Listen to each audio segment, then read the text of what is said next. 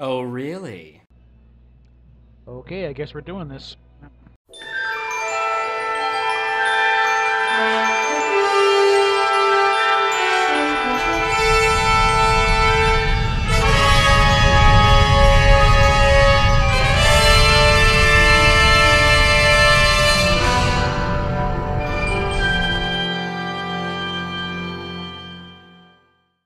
Okay, so a lot of you guys and gals of this channel know that I disagree wholeheartedly with a lot of the hate and negative news that surrounds Star Trek Discovery and really just all of current Star Trek being produced.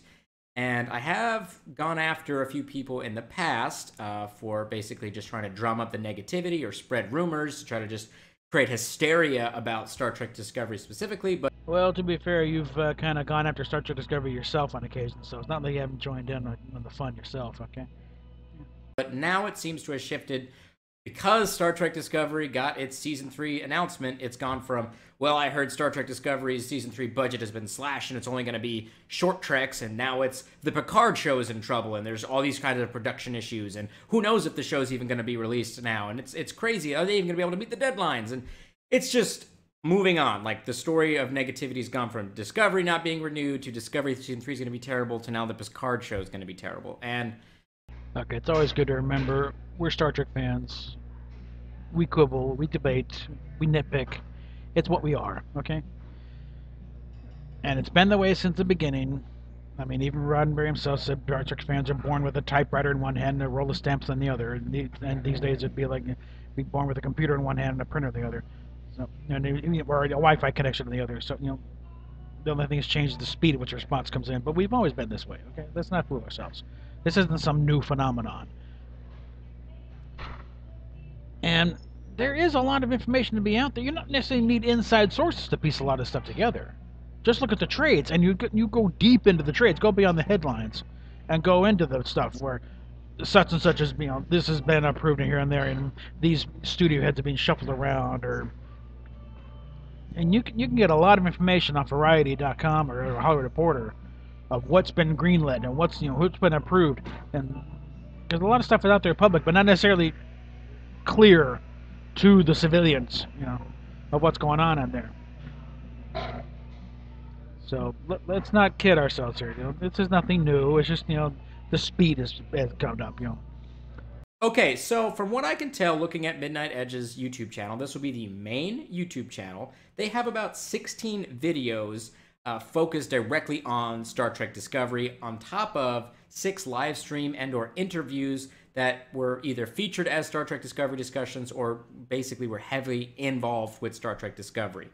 And what I've done is, from the 16 regular videos that they have released, 12 of those videos, as far as I could tell, contained a rumors type section where they actually speculated and talked about things that they had been told through insider sources and things of that nature. So we're going to look at those 12 videos, and I'm going to rank them based off of different things. It's also need to keep in mind that the rumors, I heard a lot of stuff myself. Like, we'll get into the thing with, the various Mark Leonard characters being merged into one. I heard that long before I'd even heard of Midnight's Edge. I'm guessing that was probably one of the ideas that Brian Fuller was playing with. And it's kind of the old game of, trying to presuppose that all the characters played by one particular actor are all related. Like somehow number one was like Nurse Chapel's mother or grandmother or something, It's a silly game, and frankly it gets annoying as well, but it's like actor John Lormer. He played one of the survivors in Talos 4. He played one of the elders in Return of the Archons, and he played the old guy who died in the world for the world that's all now touched the sky. And some people get in mind that somehow they're all connected. No, it's the same actor playing 3 different parts. It happens all the time. And I think Fuller was one of those who'd like to try and do some big galaxy spanning thing and bring them by.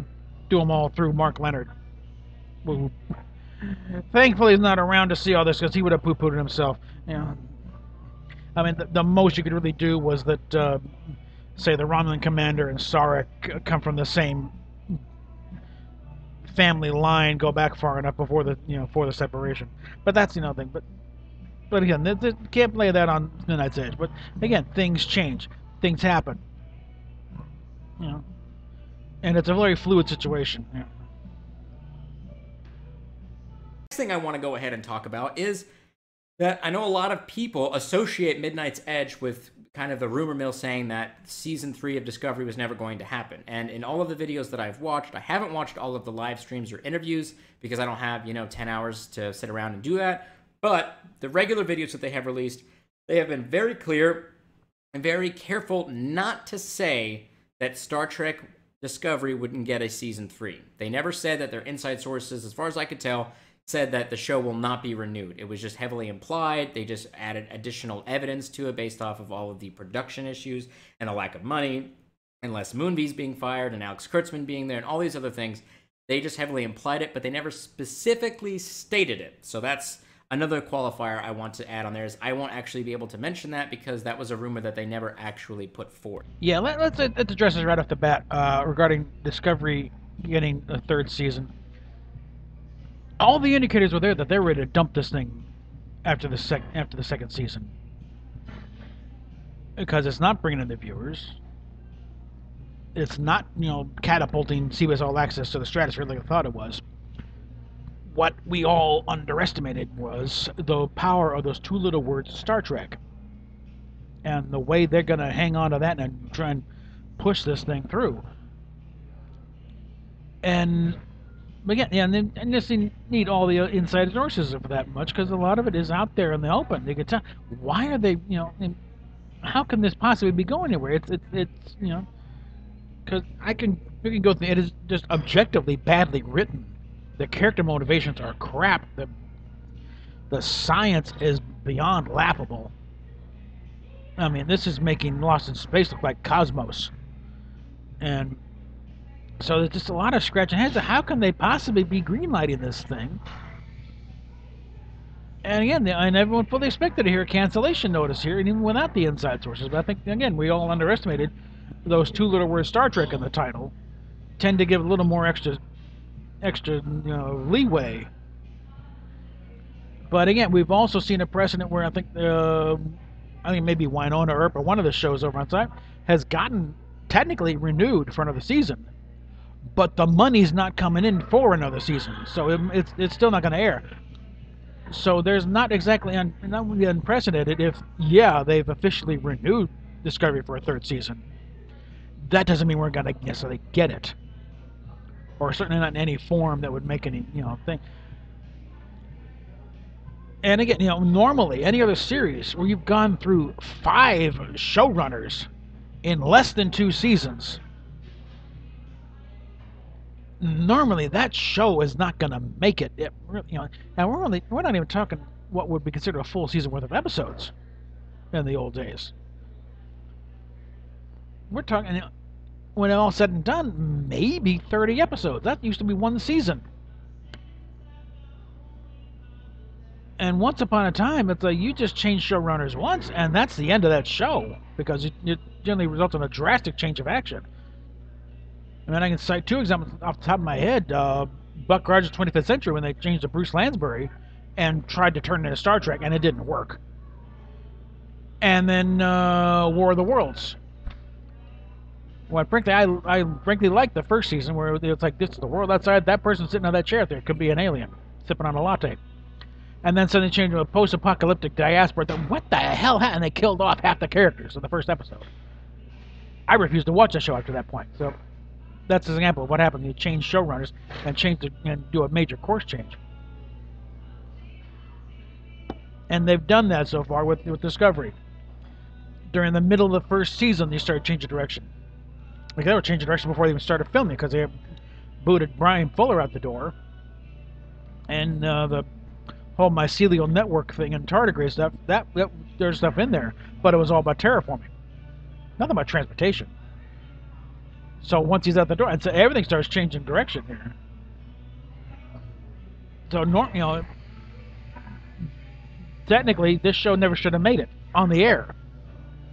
But again, they got those 2 little words, and all the money's tied up with it, and that money is all in merchandising. That's why I couldn't come back to that. So yes, the merchandising is important. Okay, we'll get back to that later. Okay, so the next thing is I want to put a qualifier on what the difference between a rumor and speculation is. And I feel like it's necessary to baseline this kind of definition moving into our second segment where I actually talk about some of the rumors that they present in their videos.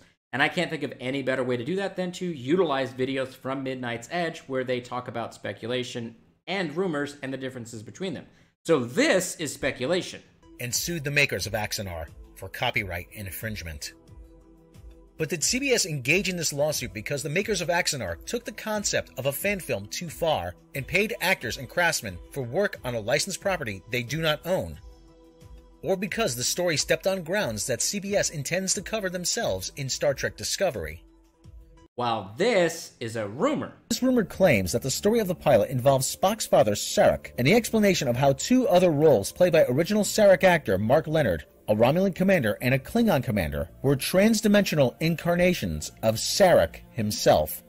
These and other changes made to the scripts are said to have made them unfilmable. Now, you may think to yourself, well, what's kind of the difference? I don't really understand it. Well, the big one being is, one of them is, the speculation piece is just an idea that you may come up with. That's your own thought that is sitting there saying, well, based off of some of this information and based off of my own gut and intuition, I believe that this may be the case, which in that case, with the Garth of Izar thing, it makes sense. Like, you have the Axanar lawsuit, you have CBS going after them, they're talking about a TOS show. It makes sense that that possibly could be why they were going after Axanar, is because that the Garth of Izar storyline was what they were going to be doing. That makes sense. Now, the rumor piece is being passed off as a leak from inside the production studio that was someone else's thought that they were given, and they are now turning around and presenting it as evidence of what's going to be happening, whereas this trans-dimensional story was never a thing that was going to be going on, and I don't know if maybe they were just throwing that on the storyboard and somebody that was in passerby, assuming that they actually have an actual source that actually works on the production. Perhaps they saw that idea being thrown up on the storyboard and wanted to pass that off to them as, a way to drum up some drama about the show. Or they just made it up themselves, or the person who's telling them this made it up themselves. Like I said, I had heard that angle before I heard of Midnight's Edge. So they're not making it up. Okay, it came from somewhere. And again, I would not be surprised if that was something that Brian Fuller was playing with, because again, there's a strain of fandom. There's various little things, going through the years. The KS Zines people, and the other people who just want to try and connect up everything, whether it's connected or not. It's a human trait to see patterns, even though the patterns aren't there.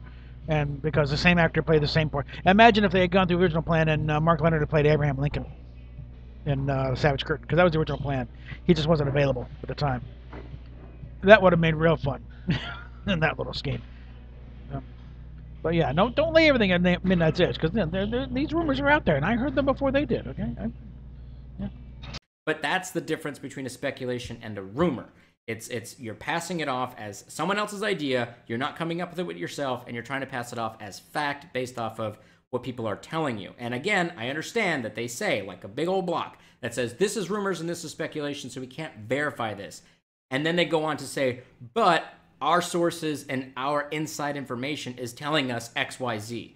So again, it's contradictory. You don't get to have your cake and eat it too. You don't get to sit there and say, well, it's all just speculation. I can't verify this. But I'm going to tell you everything terrible about what I think about the show and give you the worst possible outcome ever and try to pass that off. That's the rumor mill churning itself. No, it's saying exactly what it is. This is what our sources tell us, and take it, how many grains of salt you feel are palatable. But, again, they're saying this is rumor. It's unverified, but this is what we're being told. They're reporting what they're being told. That's kind of what reporting is. You tell what you heard, So, the way reporting goes. Okay, so from what I can gather from the 12 videos that I watched that included a rumors section, 3 of them came out as mostly truthful, a few came out as somewhat truthful, and then the majority of them came out as not really truthful at all in regards to the rumors that are being. I noticed you included the Prime versus Canon videos in there, and I've done a couple of those myself. And I don't know, frankly, to still claim that these are part of the same universe is just simple denial at this point. So let's, what they're doing is piecing together, frankly, a justification for the bloody obvious. These are not the same universes, okay? There's no way in God's green earth that these can possibly be the same, universe. I don't care how much they step up down and say, and again, they've also been very careful. You look at what they've, been saying over at CBS, or over at, because CBS really hasn't said anything. They don't really care. What they've been saying in the front is like, oh, it's Prime, it's really gonna be Prime. They never say canon. They say it'll line up with canon. Eventually, at the end, trust us. They've blown the trust, frankly. Just lying about, oh, it's not canon. No, but they've been saying it's Prime. All that tells me is that the Spock, not anymore Spock in the JJ movie came from this universe. But it says nothing about being the same Spock as from the original series. But no. Again, I think just trying to break back away from the bad robot conspiracy theory here about how and although even there still could be some things because JJ's a TV guy mostly who's gone into movies. And any contract he's going to sign is going to include possibilities for TV work. So maybe they got to deal with with Kurtzman because Kurtzman's is a bad robot guy. He's one of JJ's guys. Or if Kurtzman's on his own, because again the secret hideaway thing did start a little before all this, because when he and Robert Orsi split off, and Kurtzman started his own thing, Secret Hideaway. That's where that came. But I think but there's no doubt there's a separate license going on here, and the 25% difference has been cited by people, when John Eves most notably, because there's some sketches that come out, and I mean does this qualify for the 25% difference requirement? And he said legal told him that, not the legal requirement was to be 25% different than the source material. And that's just, I think it's just a general copyright thing of, in order to avoid being sued by the other guy, it has to be at least 25% different when you claim it as your own. So it's not just something they pulled out of the butt. This is the actual thing. So yes, there is another license at work here. And I think it's more common at the bad robot license as a matter of convenience. But I think it does go back to the animated series and the rigmarole they had to go through to get that back under their umbrella. Because, again, Paramount did not produce the animated series. Filmation produced it. And Paramount Television just distributed it. They had nothing to do with the production of it. And with that, Filmation had a legitimate claim to be a part of well, because at that time it was the original series and animated. That was it. There wasn't any movie shit. And so the whole process of negotiating, and they probably had to pay out a lot of money to Filmation to get all that material back and include it, and now it's canon. Because just the fact that when the animated series was out on DVD, unlike all the other Filmation shows which came out under the Filmation label, the animated Star Trek came out under CBS home video. And you have one of the extras in there is this canon. And yes, David Jones. Look, it was produced by Gene Roddenberry and Dorothy Fontana, written by all the actors, written by all the original series writers, and acted by actors. It's canon. It's in there. It is basically the original series' 4th season. The fact that that's even in there, I think, confirms it is canon. And then they had to pay a pretty penny to qualify that. And then you also had references cropping up around that time, like DS9 and then Enterprise, of animated series things. But they had to pay for that, and they were not going to pay again. Because that's one thing they don't like to do is pay out money they don't have to. So along comes, why don't we just, if anyone wants to do like any other product, we license it. But they have to make it different, so it's their own Star Trek thing, and it's not the real Star Trek. We own the real Star Trek. Only we can make the real Star Trek. And again, this whole thing with a split between CBS and Paramount, where Paramount, they technically own the distribution rights to the movies, but they really can't do anything with them. If they want to make their own, then they got to get a license, and they got to make it different, and that's how that operates.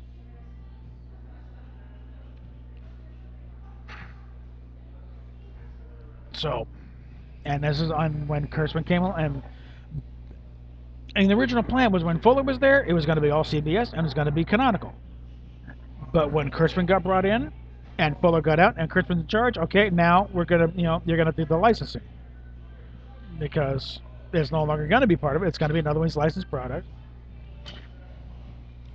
And only thing that's saying it's Prime saying is it's aligned with the JJ movies. Like this is the JJ, this is the the universe before the Narada came back and blew things up. But yeah, this is not just pulling crap out of their asses here. There's a foundation for all this. And I think no, it's going to come up in a minute.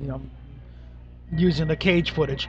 No, that did not assure anybody that this is the same year because it just highlighted the differences. It made it blatantly out this is not the same show. Reported in the videos. Now, a lot of these videos do contain factual information that's kind of underlaid with the rumor mill stuff that's, kind of plugged into it to try to get people all hyped up. However, that's the problem with Midnight's Edge is that they do such quality work in certain areas that other people will sit there and believe anything else that they say because they've come to trust them as a news source, specifically about insider information for Star Trek Discovery. So, with all of that being said, let's go ahead and break down each of these episodes and all of the different things that I had issues with. So in this first one here, this was predominantly truthful. Again, this was predominantly a speculation video. Yeah, you were wrong about the Garth of Izar thing, but everyone was speculating all over the place about the different plot theories, about, what was going to be inside of Star Trek Discovery. So anyone who's trying to point to this video as a bad one for Midnight's Edge just doesn't really understand the differences, again, between rumors and speculation. In this video here, you start to get a little bit more wily in the things that you're trying to pass off as. Now, this one you talk about how the producers are not real fans of Star Trek, which is just a ridiculous rumor. I don't even know why you bothered to say that. Nothing ridiculous about it. They're not fans. They did not grow up as fans of the show. Kurtzman said he occasionally saw it when he went to his friend's house. The friends were fans. He just happened to be there and, oh, it's on. Okay, I'll just sit here and, watch it with you while we wait to over it, then we go play video games. He's a Star Wars guy. He was not a Star Trek fan. Otherwise, he'd be watching it himself at his house. The fact that they got to bring in experts to show this thing, stuff. If he was a fan, he would have known this stuff automatically. You think, okay? We certainly don't have to have canon camp. But no, these people, they're not demonstrated fans. I mean, when you got Harberts and whatever, and yelling at fans, what the hell is DS9? It's like, they're not fans. This is a job to them. They're figuring out, it's a plum job, but they don't know the show. They certainly don't know what the hell they're doing. Brian Fuller saying that the shows are going to get canceled before they even finish the season 1 of Discovery, which is also a rumor that no one can verify. The trans-dimensional universe theory, that was also a rumor. Now, like I said, I had heard the thing about everything focusing on Mark Leonard's various roles before, even before I really did anything with the YouTube channel. At this point, if I had the channel, it was because I had need to make comments on other people's channel. I hadn't done a video at that point. But as I said in the chat replay, if you go back and watch the original, then over on Ketwolski's channel, and looked at what the chat's going by at the time, I think a big factor in the Axonar thing is that it's very little to do really, but what they were planning, and just the fact that Alex Peters is an asshole and was just begging to be sued. He loves getting persecuted so he can play the victim.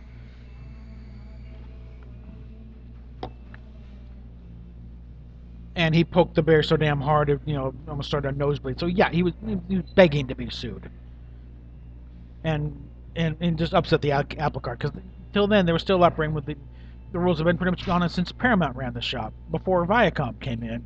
That as long as you don't make any money, you're fine. Just keep it clean. Don't do anything stupid, and we won't have any problems. Alec did something stupid, and that's why he got sued.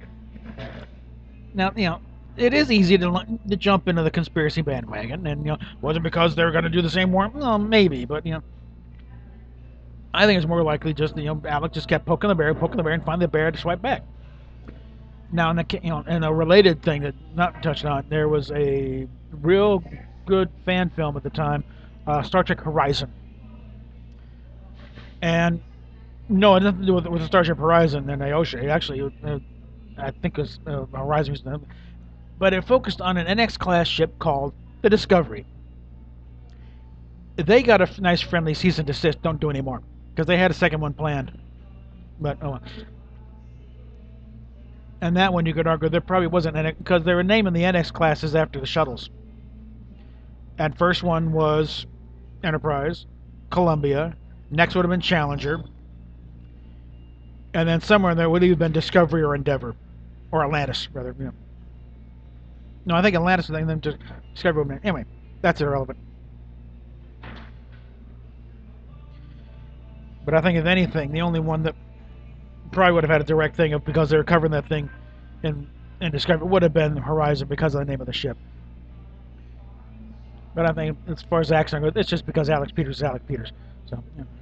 In this third one here, Alex Kurtzman, you say, is out as producer. That's not true. Now he's the entire showrunner of all things Star Trek. Yes, there is. You do say this, that there is an issue with the transmedia strategy for CBS and Paramount to talk about different ways of producing Star Trek merchandise that makes sense for consumers and makes everybody the most amount of money. I agree with that particular point as well. I think maybe another case that we underestimated, if you think, mainly underestimated Alex Kurtzman. And how much network execs love a yes man. Because whereas one of the problems that NBC had with Roddenberry was that he was constantly locking horns with them left and right. They really just didn't like him. And they did everything they could to try and get rid of it. That's why Star Trek hung around for 3 seasons. It was a legitimate hit, really. This whole thing about, oh, it's so loyal, it could have been... It was pulling in solid numbers. It sometimes won the night. So they couldn't just outright cancel it, because it was doing pretty good, actually. But Roddenberry was a constant pain in their ass. So they would look at any to try and get rid of this show, but they're too having invested, and they weren't getting money and sponsors.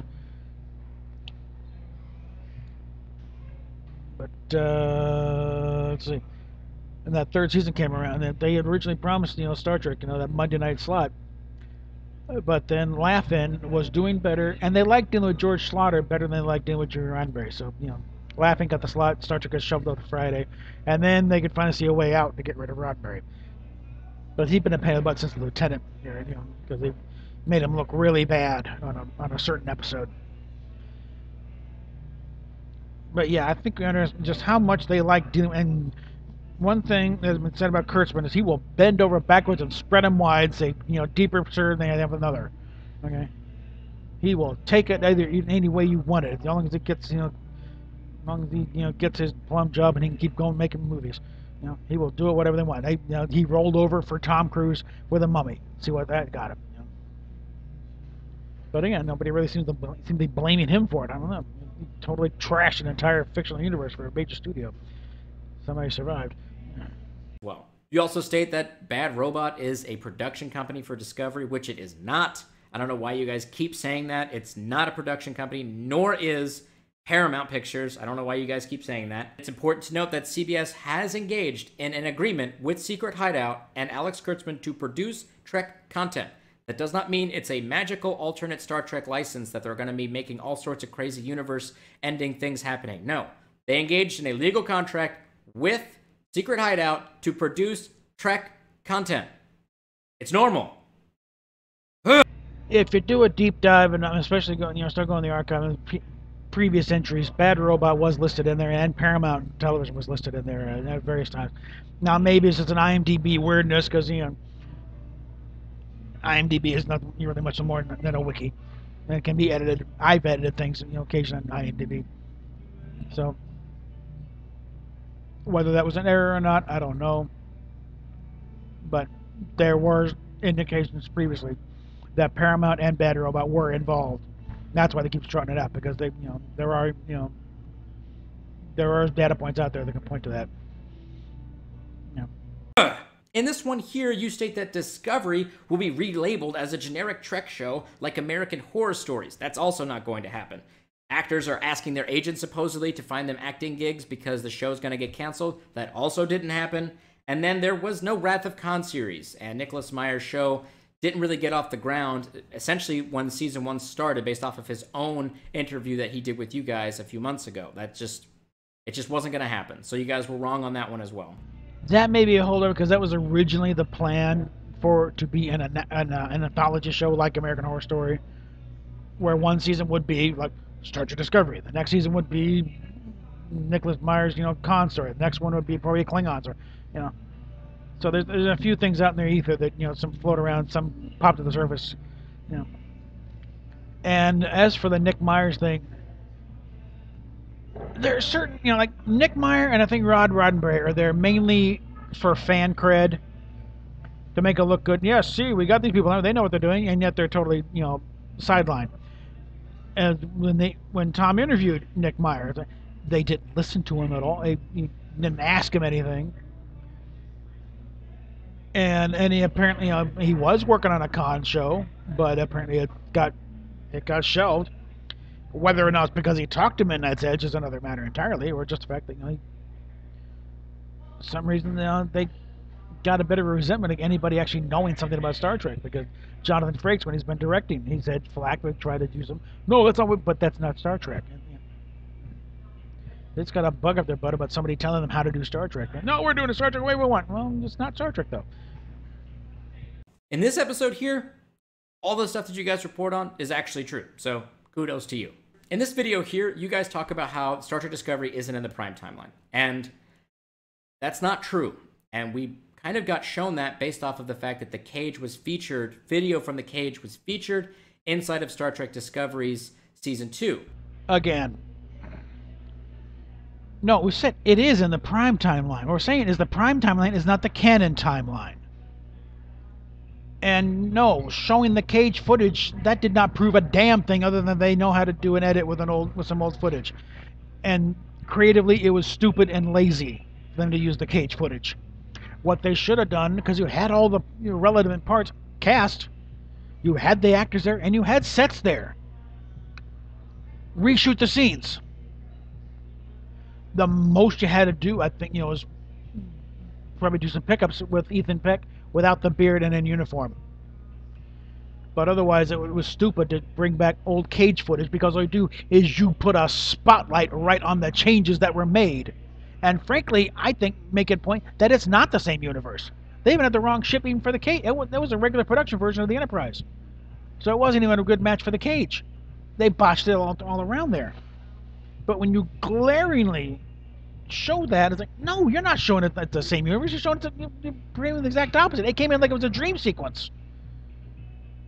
Like everything in the old uniforms, the old sets, and the old, it's like, figment of Pike's imagination. So no, it didn't improve a damn thing. I'm sorry, you off on that one. And you guys have swapped your position on this from this. None of the prime timeline series played out exactly like we know them. The purpose of doing so is to wipe out the prime timeline once and for all, never to revisit it again, or even pay lip service to it. To this. Of Star Trek Discovery can separately license any design from the original canon, even original footage, as was done in the case of the Cage. But from a legal point of view, the original and current alternate Star Trek are two legally different entities made under legally different copyrights. So now it went from, we're never going to see the prime timeline or anything about it ever again, or any lip service, as you say, ever again, to, well, yeah, the Discovery guys can license different things from the old school Trek shows and put it in, but then they can't be monetized beyond that. Well, you guys are kind of just moving the goalpost, in my opinion, a little bit. Now, again, in that case, it's an evolving perspective. Because, but at that point, who the hell knew what was going to happen? You got to change with the thing. You can't just rigidly stick to. And yeah, their side's changing too. What's happening behind the scenes? That's changing all the damn time. Sometimes in response to what Midnight's Edge is saying, or others. Because they picked up. Changed direction. So in the first video, yeah, I think the original plan was to override everything. And this is our version of it, And actually, I think it's creatively lazy. I think it may have also been just because remember they blew almost the entire budget with the first few episodes. So it may have been a case if there was no money to reshoot those scenes, and so the next answer was just recut some scenes from the original episode. Again, stupid and creatively lazy, but it was probably the only thing they could do budgetarily was just bring. Matter of fact, you're doing a hard cut basically from Jeffrey Hunter as Pike to Anson Mount as Pike in a totally different uniform, totally different thing. No, it's not the same universe. Come on. how you can even argue it's that same damn universe with a straight face is beyond me, frankly, at this point. Yeah. And ultimately, the show is in the Prime universe. It's in the Prime universe. It may be a different timeline in the Prime universe, but it's in the Prime universe. You realize, different timeline in the Prime universe, that you're arguing the same point, really. And again, they're saying, after video, saying, no, they're in Prime universe. They're in the Prime universe. Because the Prime universe is a total creation of JJ and his flunkies. And Alex is one of those flunkies. Yeah, it is Prime. It's not canon. That's a different timeline. As exemplified by that little graphic of mine they borrowed and reworked slightly. Canon's up here. Let me get there. Canon universe up here. Their universe down here. In between the barrier where they will not cross, or, without, or at least not, get paid for it. Because, to quote the great Yogurt, merchandising, where the real money is made. And the thing is, the real money is being made up above the line, not below. Because below, nobody wants that crap. Right now, we have Mirror Universe, which in itself, based off of beta canon, has different timelines. Then we have the Prime Universe, which is what we're in right now, and the Kelvin Universe. Those are the universes that we're dealing with. That's it. No, there's a little more there. Okay, you got to break it down a little further. But I think I'll bring back the graphic at this point here. Just but you got the canon timeline on top, and then you got the Prime timeline down below. Each of them has a mirror universe, and the Prime timeline has a little Kelvin universe off to the side. There's your universes right now. At least the ones we're willing to acknowledge at this point. Go down too far down this rabbit hole, and you go nuts. So. Okay, in this next video, you guys talk a little bit about how Gretchen and Aaron were getting fired. That is true from everything that I have read online and all of the other outside sources that can independently verify. Gretchen and Aaron were fired because they either went over budget or they were really terrible to the staff, or probably a mix of both. This distribution price thing where you guys talk about how it went from like 40 to 35 to 30 down to 10, and they were basically just giving it away for free. That's just rumors, and you can't really independently verify that in any way, shape, or form, and I would argue that you guys are completely wrong on that because of the fact that Netflix does have the short treks internationally. They have them well after the fact because they were essentially given to them because they'd already ran them on All Access, but no, there's more sources outside, and everyone outside of CBS, they're not really honor bound to keep their mouths shut. So yeah, they're talking. And nothing. It's Trouble Productions. There's a lot of people talking about it. If everything's going great guns, no one wants to say anything. They're having fun. There's nothing really to talk about. But even with Next Gen, that was chaotic, and yeah, people were talking. There were rumblings behind the scenes that things were not all peachy on the Next Gen set, and lo and behold, years come by. Yep. That confirms what we heard back in 85, 86. And there was a lot of stuff coming out of here, and I'm just waiting for the few years down the road when the book's finally written on what went on behind the scenes at Discovery, and just what kind of chaos went on. Because a lot of stuff about actors looking for the exit because they were given stories that made no freaking sense. They're why is my character doing this? This is stupid. That kind of thing. Okay. And getting in on the phone, they get me the hell out of here. This is it. This is nuts. And again, every Star Trek, well, I don't say most, because most of them, once they got in production, after Next Gen, they knew they were going to have several seasons. But Next Generation, they thought they were going to be gone, after the first season, and they were scared. They were scared crap, on the original series because it was a pretty bold move for network television in the '60s to do something this expensive. And yes, it was a very expensive show. It was expensive on television at the time because it wasn't enough to do what they wanted to do, but it was a very expensive show. But I don't think anybody was ever worried about why is my character doing this because they were very well written shows in the original series. But no, it's just, again, it's a very fluid situation. We're not getting the entire picture. We can't get the entire picture unless we're there, But I don't think it's unreasonable to, no, this has been a trouble production because you don't change showrunners so damn often on nice, peaceful, placid, everyone's happy thing.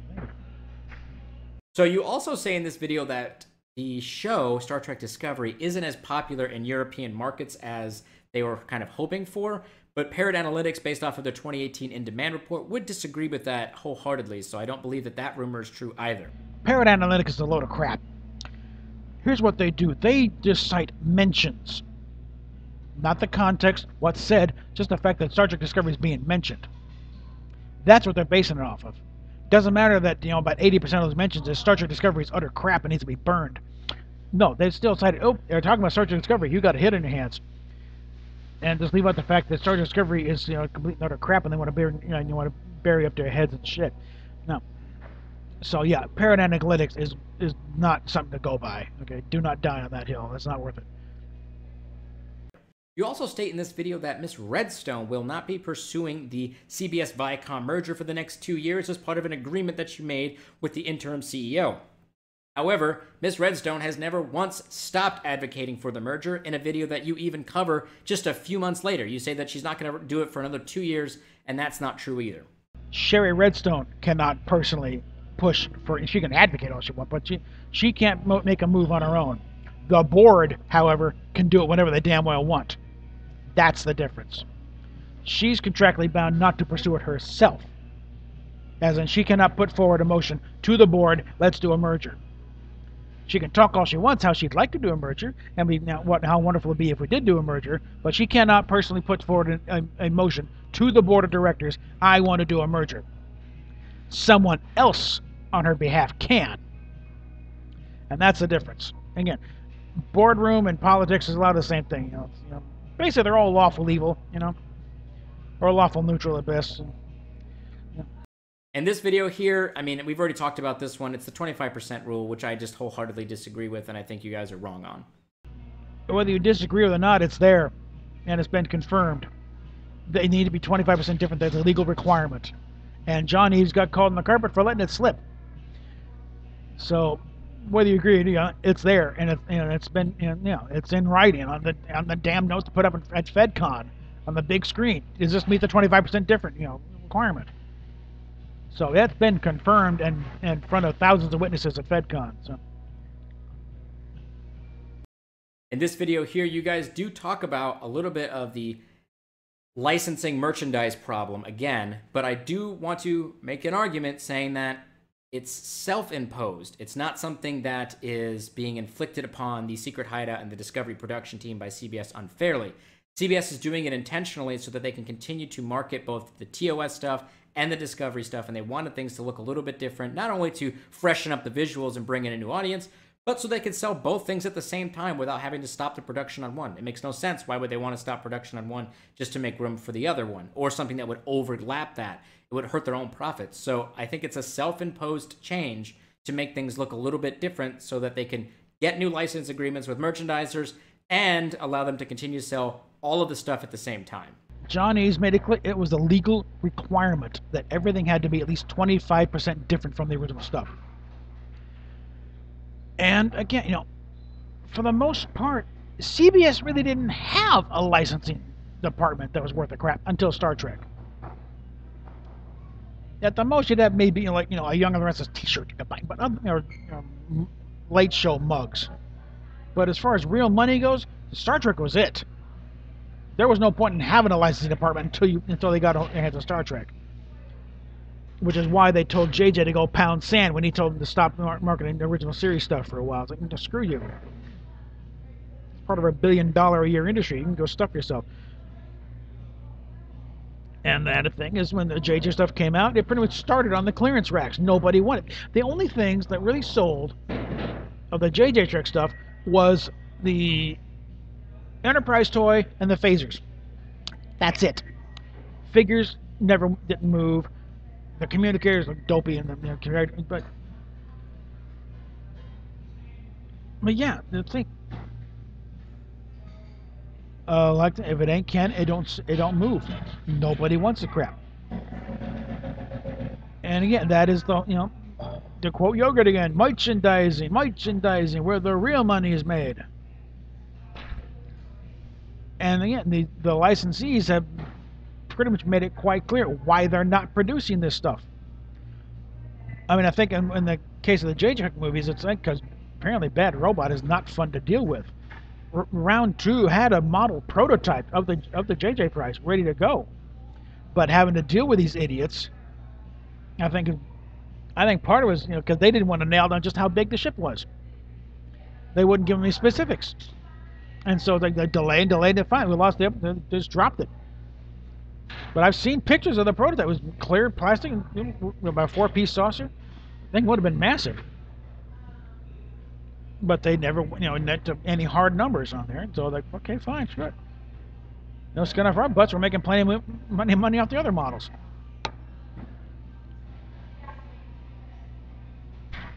But again, these people know how to do market research, and McFarlane kind of let it sit that you get these. Sometimes you get these guys that the stuff they want you to sell, and we come back with, but nobody wants to buy it. And say what you will about Todd McFarlane, about his abilities as an artist or storyteller, he knows how to market stuff. McFarlane Toys is no slouch. And if then they come back and say, no one wants to buy this stuff, no one wants to buy this stuff. Okay? And I was actually kind of interested in that phaser. That's been about the only thing I was interested in buying for that line. So the phasers looked kind of interesting. It didn't fit the line, it didn't Pine line at all, but it looked kind of interesting. So.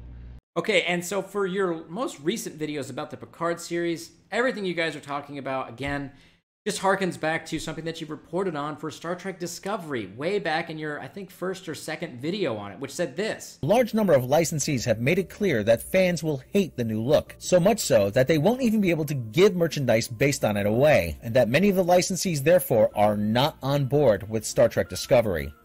Blowback from the licensees is said to have contributed to the series being delayed several times.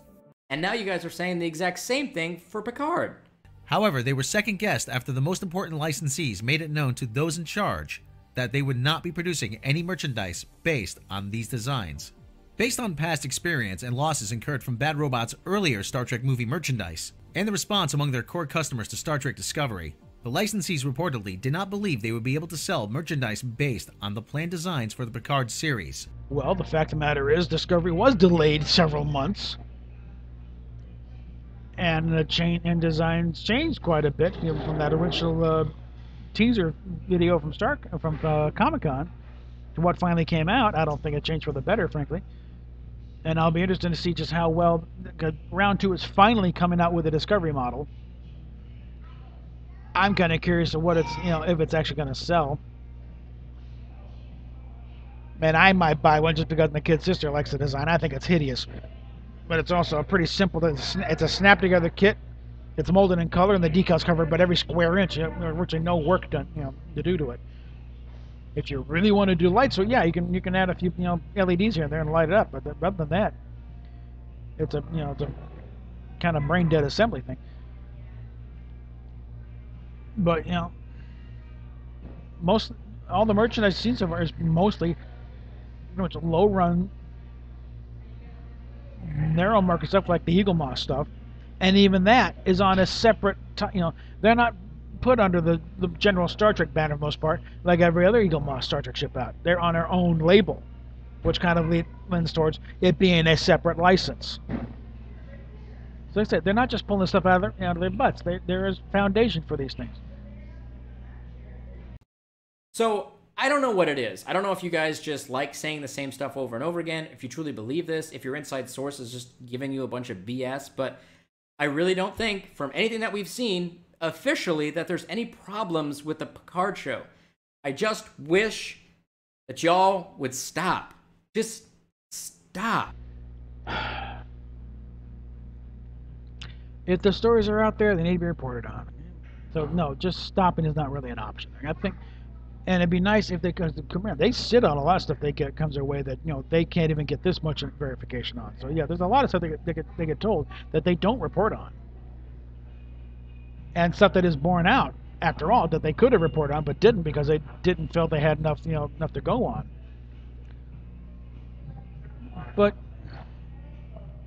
like I said, Trouble Productions, you get a lot of leaks because A lot of people, they want to go. They want to at least let it be known that, hey, I had nothing to do with this. It's these idiots. We tried to right the ship, but the dumbasses on top messed it up. They want to go on the record with it, even if it's anonymous. But they want it known. This is why things are going weird. And that's how you get those little sources. When someone gets irritated and wants like, that's it, I'm going to talk to somebody about this. And something that so far Midnight's Edge is not reporting on, but Doomcock has got his sources too. And they apparently, one of the things they're talking about is that Picard will be the new head of Section 31 in this. Now, think about this for a second. Jean-Luc Picard as the head of Section 31. In what universe does that make any sense at all? Well, we know the universe. It's the Prime universe of Alex Kurtzman. And while it makes no sense whatsoever for the character, I can certainly see why it would appeal to Patrick Stewart. And why he agreed to it. Like, how'd you like to be M? With your own little team of 007s going around the galaxy. Yeah, I can see why they would go for that, but Patrick Stewart does not have the greatest creative instincts, as evidenced by that dune buggy scene in Nemesis. That was his idea. Yeah. Please. It is exhausting. The level of hatred that you guys are trying to build around these shows is just exhausting. And I know you guys do it for the views. I know you do it for the views. And maybe some of the stuff you agree with, maybe some of it you don't. I don't care. You guys do it for the views. You do it for the attention. You do it for the money. I get that. I get it. You're trying to hustle. You're trying to make your YouTube channel successful. You want to get 1 million subscribers. You want to get deals. You want to get merch. You want to get that cash. You want to get that popularity. You want to get that attention.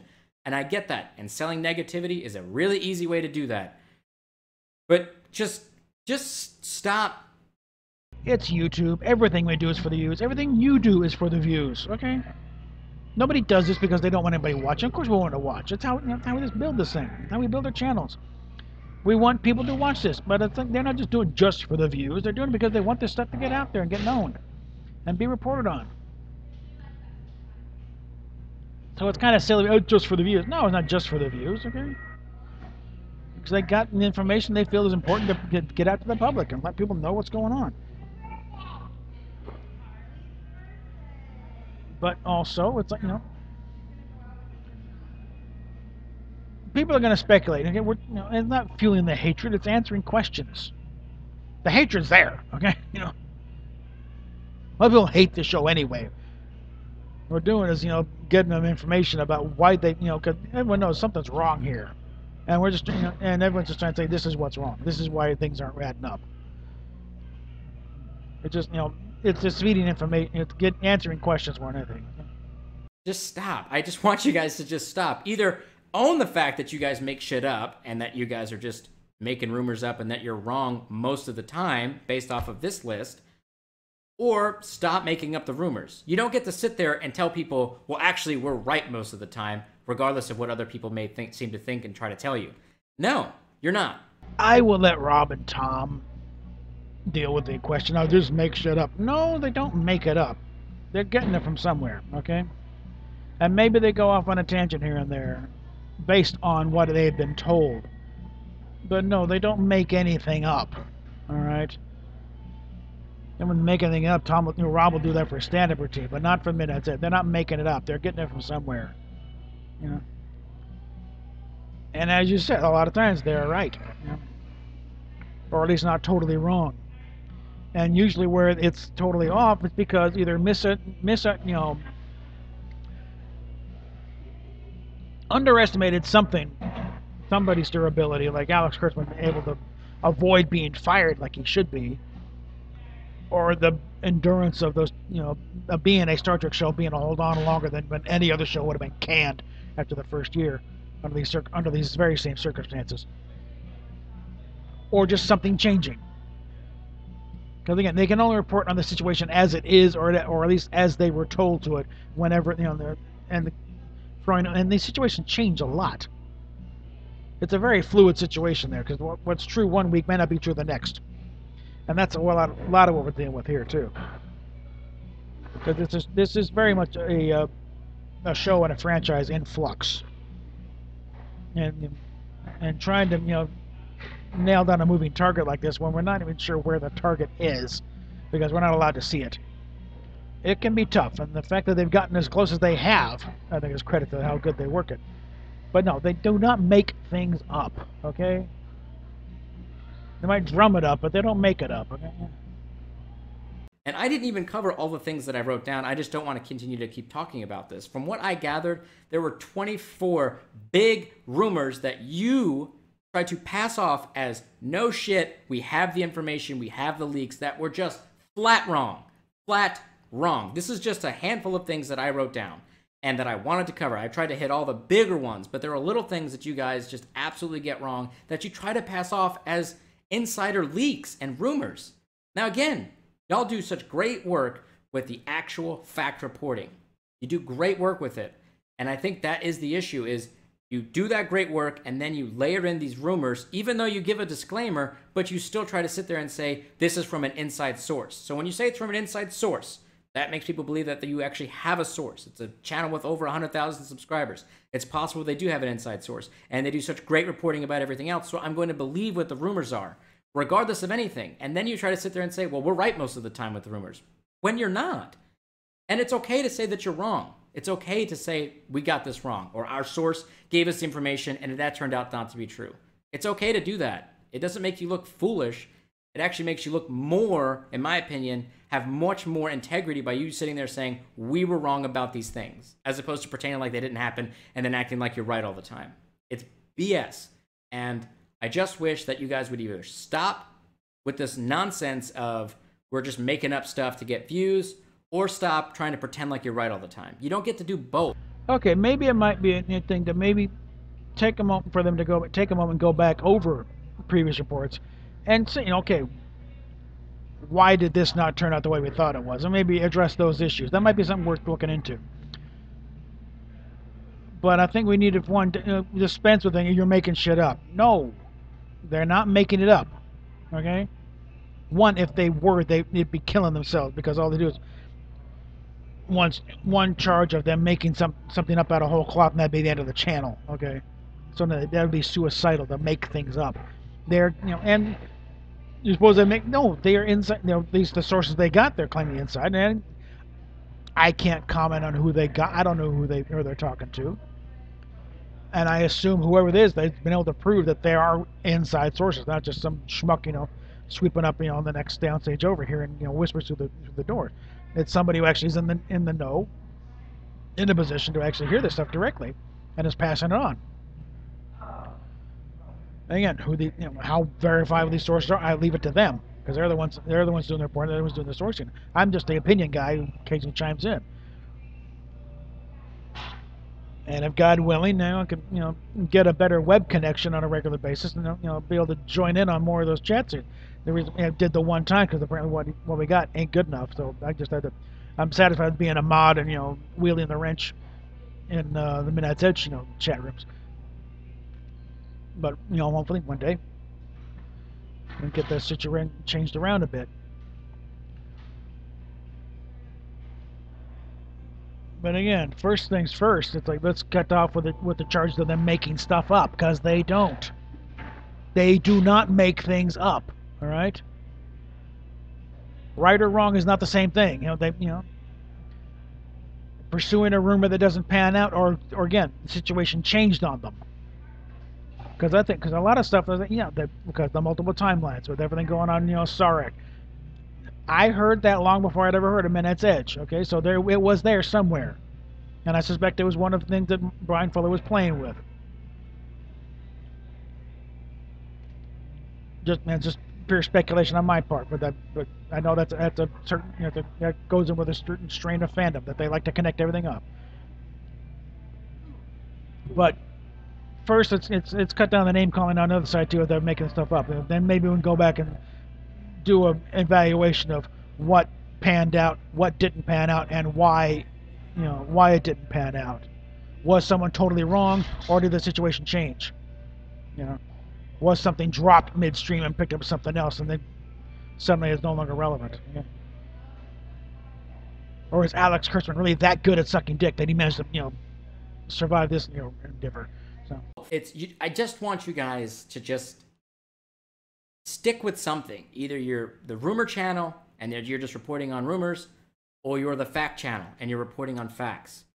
Putting the two together is confusing to an audience. And I know it seems kind of stupid because you say to yourself, well, it's not my fault that they can't tell the difference. I put a disclaimer up. Well, you're also responsible. You're responsible for the content that you're producing, and you're responsible for the reaction that fans have to that content. And you are producing a product that is encouraging people to actively work against Star Trek. You're doing it, whether you like the show or not. We haven't even seen anything from the Picard show, and you're already drumming it up. You're already drumming it up, saying, well, there's production issues, and the merchandisers don't want it, which is the same story beat that you did for Discovery. And yet here we are with a third season renewal going on into the future. And as evidenced by whatever that sci-fi, third season renewal doesn't mean third season. And again, with that many showrunner changes, and if the money's not there, and if they can't get the funding together for this thing or justify it, then renewal or not, that just means they got the option to do another series. Doesn't mean they're actually going to do it. So, and this is a very, very fluid situation. Things change all the damn time. We've had entire movies that are made, produced, and then put on the can and never seen. You know. So, Hollywood's a very weird business, okay?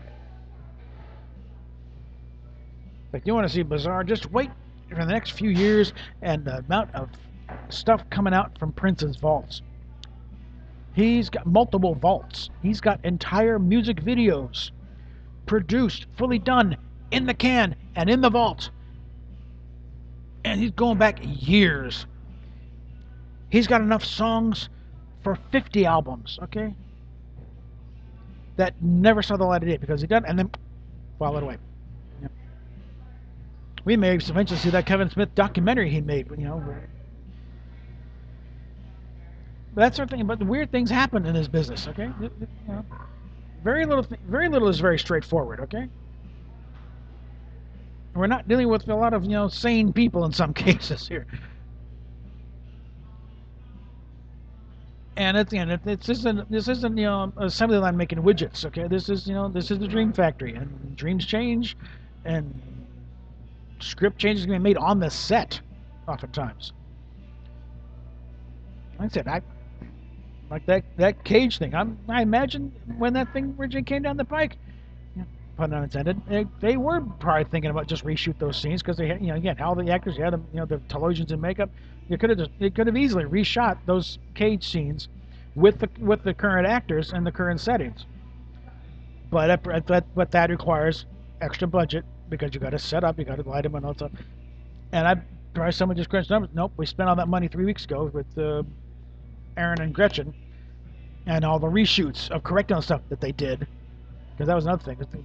Is they not only did they blow it just in production, but also having to do reshoots and pull back a lot of stuff. So by the time they got to that episode, there probably was no money left.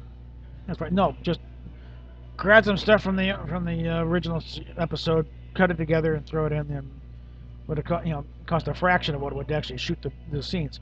So I think that's probably what happened right there, and that's based on my own personal experience in production of why they would do that sort of thing, you know, as opposed to, you know, the more obvious creative choice of just reshoot the scene so it's consistent.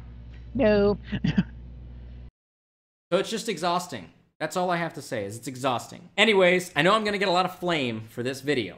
I know a lot of you are going to sit there and say again that I'm taking things out of context and that I'm not right. I'm trying to be as fair and balanced as I can with my reviews of this channel and their accuracy for rumors.